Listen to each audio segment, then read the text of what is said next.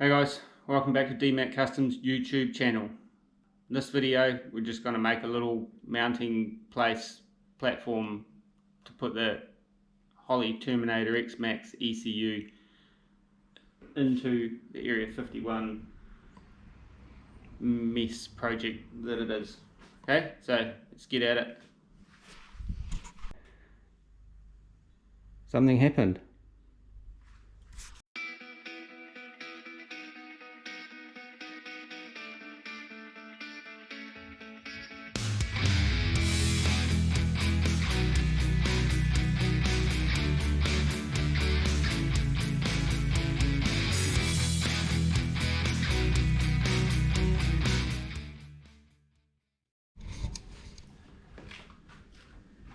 Hey guys, so installing or mounting up the ECU for the Holley Terminator X Max EFI management system.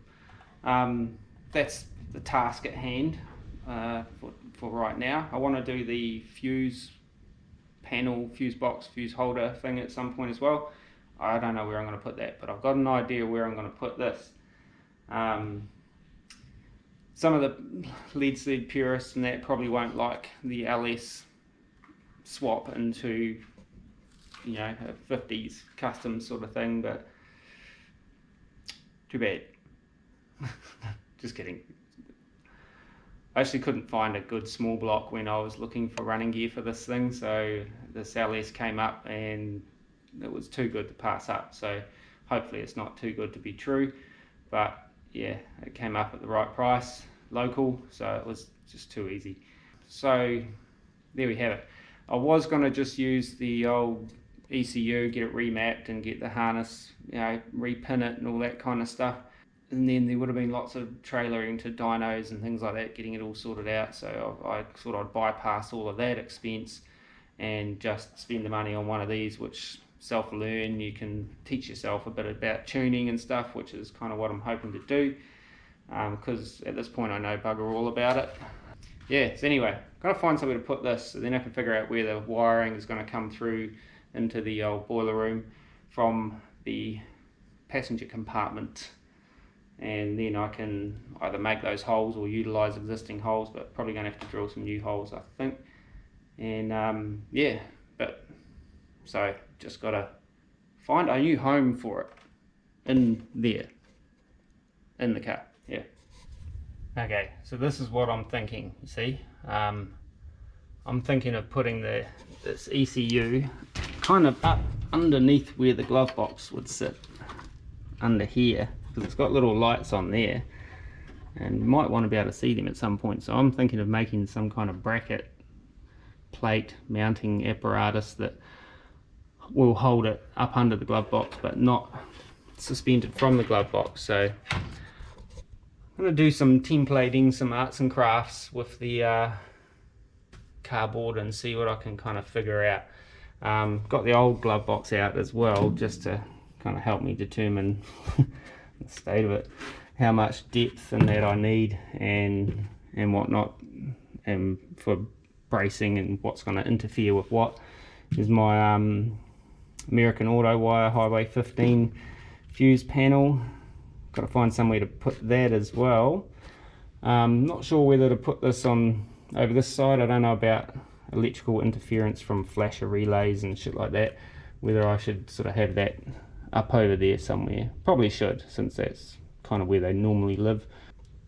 Don't want to put it in the boiler room because I want less stuff in there as possible, so I've got to figure out a way to mount her up under the dash on the old Area 51.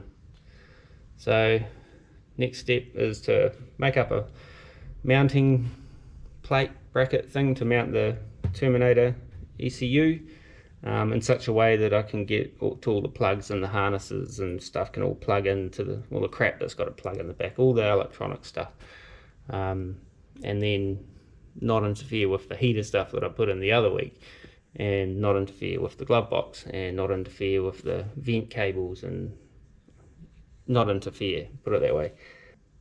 So let's get to it. I'm going to do some figuring and I'll tell you more about it once I've done some figuring.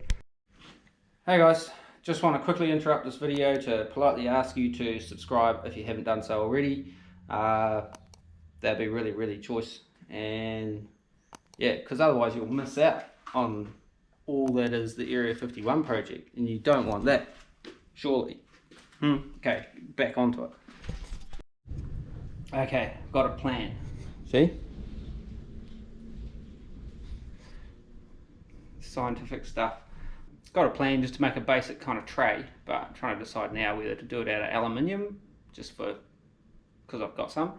I'm just not sure whether that's going to be too flimsy. I've got some steel as well that I could do it out of, but I might try it out a bit of LE first and see whether it's going to have enough strength in LE. If it does, I'll leave it in aluminium. If it's too flimsy, I might remake it in steel. Sound like a plan? Yeah, it's getting warm. It's windy as all buggery out there today, so I've got the doors shut, but it's still humid as all buggery too, so yeah, I've got to get the sweet box going on.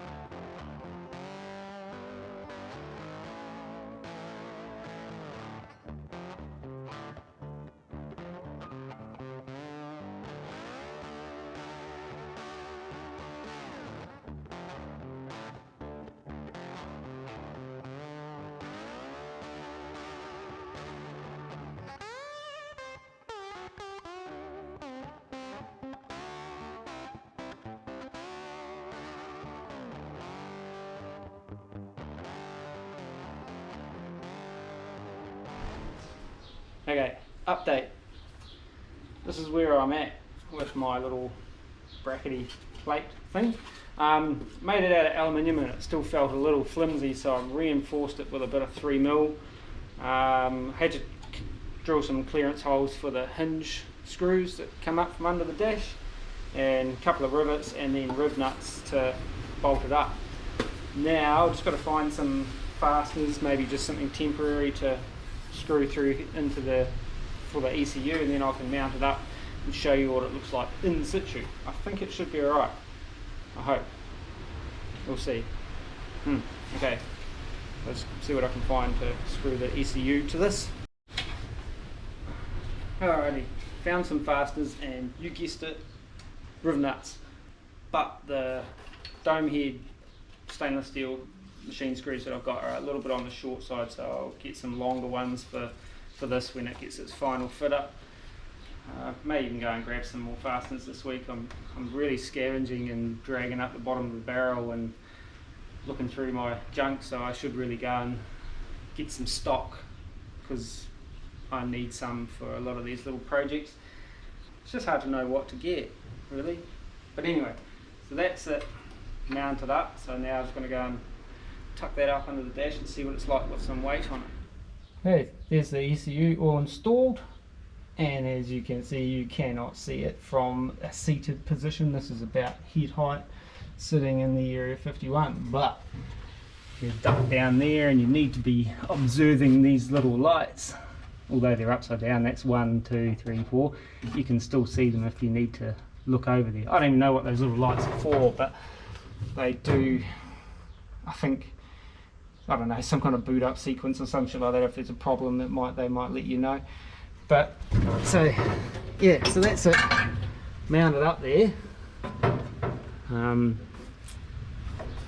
glove box should still go in there, no worries. I know, factory one anyway, but I'm probably gonna have to make something so I can make it to fit regardless. So I'll use the OG one as some kind of template to get my main shape, and then maybe just make it a tad shallower possibly. But yeah, so that's it. Still got a little bit of movement in there because these hinges aren't fully bolted up home yet, so on the old glove box lid. but that's what those are for. They're all tied in with the actual glove box as well. So that's the ECU mounted. I have to figure out where to drill a 2-inch hole to run all the cable for that. I was thinking in the boiler room it would be good coming out about here, but on this side we have our heater vent wanting to come down here too, so I don't want to foul that up with a whole bunch of bloody cables and stuff. So I might have to bring it through somewhere else. Could go down maybe next to that vent on the toe board. That's an option for even for the other side. It kind of will then drop out under the stainless vent pipe on the other side, which won't be too visible. Then I can cut it back across to run it over to the engine side of things.